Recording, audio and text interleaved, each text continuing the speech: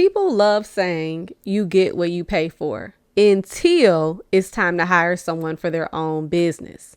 I think it's time we talk about this. Here's what I see happen all the time.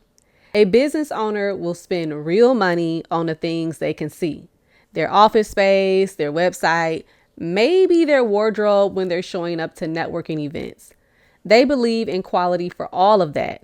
However, when it comes time to hire someone to help them actually run the business, suddenly the whole philosophy changes. Now they're on freelance marketplaces looking for the lowest rate or posting on social media asking who can do this for the cheapest price. Now we're hiring someone's cousin because they said they were good with computers. And I'm not here to judge the budget. I understand budgets are real, but I want you to sit with the contradiction for a second. Let's be real.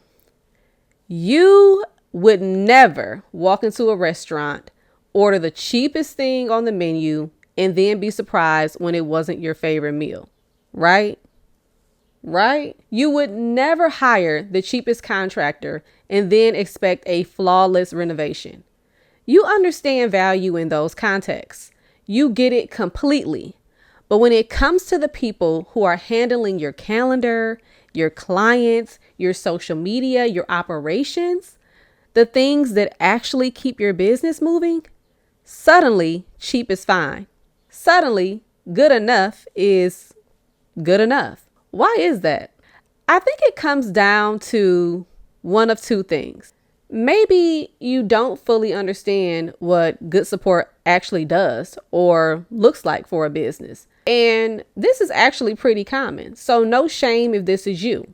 For most business owners, hiring, evaluating fit, and managing is completely new territory. Or somewhere underneath everything, you don't fully believe your business is worth the investment yet. Maybe you tell yourself, I don't have enough work to delegate. I haven't sold enough. I'm not overwhelmed enough. Both of these are worth examining because if you don't understand the value, that's a knowledge gap. We can work with that. But if you don't believe in what you're building enough to invest in it properly, that's going to show up everywhere, not just in your hiring.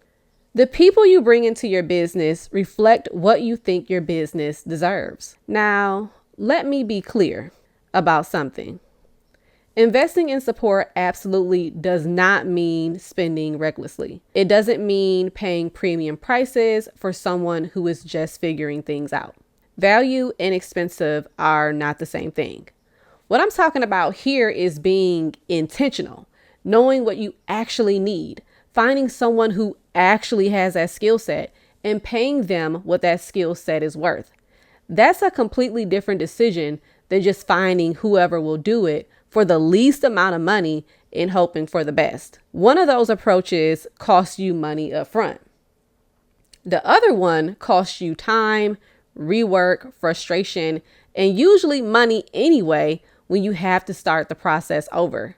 And small businesses often can't afford to make the wrong virtual assistant hire. It's harder for them to recover from a wrong or a bad hire. So the next time you catch yourself defaulting to the cheapest option for your business, just pause and ask yourself one question.